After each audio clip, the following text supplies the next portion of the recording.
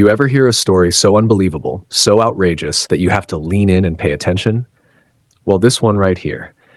It starts in a quiet suburban neighborhood where the lawns are trimmed, the mailboxes all match, and the rules are written in thick HOA handbooks that nobody actually wants to read. But behind the perfect hedges and smiling faces, there's tension. The kind of tension that comes when some people believe the rules apply to everyone else, except them. And that's exactly where Karen enters this story. Karen was the self-appointed queen of the Homeowners Association. She wasn't the president, she wasn't elected, but if you asked her, she was the guardian of the neighborhood, the enforcer, the one who made sure everyone else stayed in their place. She knew every rule, every clause, every loophole, or at least she thought she did. Now let me paint the picture. It was late afternoon on a warm Saturday. Families were outside, kids on bikes, sprinklers watering the lawns. And Karen, she was upset. Why? Because her own garage was cluttered. Boxes stacked high, old furniture, holiday decorations. There was no space left for her car. And in Karen's world, leaving her precious SUV out on the street overnight was simply unacceptable. So what does she do? She looks around, and her eyes land on the house across the street. That house belonged to Marcus, a quiet man, hardworking, kept to himself. He didn't cause trouble, didn't make noise, didn't throw parties. But to Karen, Marcus was different. He didn't blend into her perfect little picture of the neighborhood, and that made him a target. Karen had complained about his lawn being too long, even though it wasn't. She had written letters about his trash cans being visible, even though they were in the exact same spot as everyone else's. And now she saw his garage, empty, spacious, available, at least in her mind. So without asking, without knocking, without a shred of shame, Karen drove her SUV straight into Marcus's garage. Imagine that. You come home one day, press your remote to open your garage, and there's a stranger's car sitting inside. That's not a mistake. That's audacity. But Karen, she thought it was perfectly fine, because according to her twisted logic, Marcus wasn't using his garage anyway. Now here's where it gets interesting. Marcus comes home, he pulls into his driveway, and there it is, a shiny SUV parked neatly inside his garage. At first, he thinks maybe he hit the button by accident and someone else's car rolled in, but no. He walks up, peeks inside, and there's Karen's vanity license plate, bold as ever. That's when it hits him. Karen actually parked in his garage. No permission, no conversation, no nothing. Now, a lot of people would lose their temper right there. They'd yell, they'd argue, they'd call the cops. But Marcus, he was calm. Too calm, because Marcus had an idea. See, Karen didn't know something about his garage, something important. Marcus had installed a heavy-duty chain lock, the kind you'd see on a storage unit or a warehouse. A lock that could keep just about anything inside, and with one click, one pull, one padlock, Karen's precious SUV wasn't going anywhere. And that's when this story takes a turn. The next morning, Karen strutted over like she owned the place. She pressed the garage button on her key fob, expecting the door to slide up. Nothing. She tried again. Nothing. Confused, she marched up to the garage door, tugged on the handle, and that's when she saw it. Thick chains looped around, secured with a padlock. Her car was trapped. And there was Marcus, standing in his driveway, calm, collected, arms folded, watching. Karen's face turned red, her jaw clenched. She stormed over to him. "What do you think you're doing?" "That's my car in there." Marcus didn't flinch. "No," he said slowly, "that's my garage." And right then, the entire neighborhood started paying attention. Curtains shifted, doors opened, people leaned over their fences pretending to water their plants, but really watching every second. Because for years, Karen had been the bully of the block. She had pushed people around, shamed them, reported them to the HOA, and now, finally, someone was standing up to her. And not just standing up, but outsmarting her. Karen pulled at the chains, tried to rattle the lock, demanded Marcus let her car out immediately. She threatened to call the police, the HOA, even a lawyer.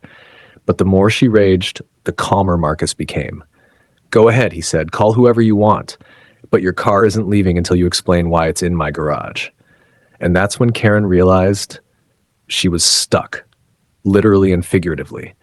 This wasn't just about a car anymore. This was about power, about control, about respect. And Karen, for the first time in a long time, didn't have any. This was only the beginning. because what happened next would turn the whole neighborhood upside down and expose just how far Karen was willing to go when her entitlement was challenged. Karen wasn't used to losing control. For years, she had been the loudest voice in the room, the person people avoided arguing with because it just wasn't worth the trouble. She thrived on intimidation. But Marcus wasn't intimidated. He stood calmly, arms folded, while Karen rattled and raged like a storm. "Unlock it right now! This is illegal!" she screamed, pointing at the chain as if her finger alone could break it. Marcus didn't move. "Illegal? Karen, what's illegal is you trespassing on my property, parking your car in my garage without permission." Her face tightened. She wasn't used to being challenged in front of an audience, and by now, the audience was growing. Neighbors were gathering at the end of their driveways, whispering, watching. Some even pulled out their phones, recording the scene. Karen noticed, and that only fueled her fury. "You don't understand," she snapped. "I'm on the HOA board. I know the rules." Marcus raised an eyebrow. "And which rule says you can steal someone else's garage space?" There was no answer, of course, but Karen wasn't about to back down. She puffed herself up, trying to regain her authority. "If you don't open that garage right now, I'll have you fined. I'll have you removed from this neighborhood." And that's when Marcus laughed. A quiet, low chuckle that carried more weight than shouting ever could. "You think you own this street," he said, his voice calm but sharp. "But you don't own me, and you don't own my home." The crowd murmured. A couple of neighbors nodded in agreement. For once, someone was saying what they all had been too afraid to say. Karen's voice grew shrill. "This is harassment. You're harassing me." But Marcus didn't budge. "Harassment? Karen, you put your car in my garage. If anything, you're harassing me. You've been doing it for years with your little complaints, your letters, your threats, but it stops here." The words landed like a hammer. Karen's cheeks flushed. She turned in a circle, gesturing wildly to the neighbors. "Are you all hearing this? He's locking up my car like some kind of criminal." But the neighbors didn't rush to her side like she expected. In fact, most looked away. A few shook their heads. One woman muttered loud enough for others to hear, "Serves her right." Karen froze. The support she thought she had? It wasn't there. For the first time, she realized the power was shifting. But Karen wasn't the type to accept defeat gracefully. No. When cornered, she doubled down. And that's exactly what she did. She stormed across Marcus's lawn and got right in his face. "Listen to me. If you don't unlock that garage right now, I will call the police. And when they get here, let's see what they think about you holding my car hostage." Marcus stared at her, unblinking. Then he pulled his phone from his pocket. "Great idea. Let's call them. In fact, I'll do it for you." The crowd hushed. Everyone leaned closer. Karen hadn't expected that. She stepped back, caught off guard. Marcus began dialing, his voice steady as ever. "Hello? Yes, I need an officer here. A woman has parked her car in my garage without permission, and she's refusing to leave my property. Yes, trespassing. Thank you." He hung up, looked at Karen, and smiled. "They'll be here soon." The blood drained from her face. She hadn't planned on being the one exposed. In her mind, she was always the victim, always the one pointing fingers. But now, she was about to be the one in the wrong. Minutes felt like hours as they waited. Karen paced back and forth, muttering to herself, trying to spin the situation in her favor. The neighbors stayed put, whispering, chuckling, capturing every second. Finally, the patrol car pulled up. The officer stepped out, taking in the scene. The locked garage, the furious woman, the calm man, the curious neighbors. Karen rushed forward. "Officer, thank goodness you're here. This man, he's trapped my car. He's holding it hostage." The officer frowned. "Your car?" "Yes," she snapped. "It's inside his garage." The officer blinked. "Ma'am, why is your car in his garage?" The question hung in the air like a thunderclap. Karen stammered. Well, he wasn't using it, and I didn't want to park on the street, and..." The officer raised his hand, cutting her off. "Ma'am, that's trespassing. You can't just park in someone else's garage." The crowd buzzed. Karen's jaw dropped. This wasn't the script she had imagined. She thought the officer would scold Marcus, force him to open the garage, restore her authority. Instead, she was being called out. Marcus stood silently, letting the moment sink in. The officer turned to him. "Sir, would you like to press charges?" The words hit Karen like a brick. Charges? She hadn't thought it could come to that. The entire neighborhood went still, waiting for Marcus's answer. He looked at Karen, then at the officer, then at the neighbors watching with wide eyes. Finally, he shook his head. "No," he said softly. "I don't want to press charges. I just want my garage back, and I want her to understand she can't do this again." The officer nodded. "Fair enough. Ma'am, you're going to apologize and then you're going to move your car. If you ever do this again, we won't be so lenient." Karen's pride was shattered. She wanted to scream, to argue, but the eyes of the entire neighborhood were on her. She had no choice. Through gritted teeth, she muttered, "I'm sorry." It was the weakest apology anyone had ever heard, but it was still an apology.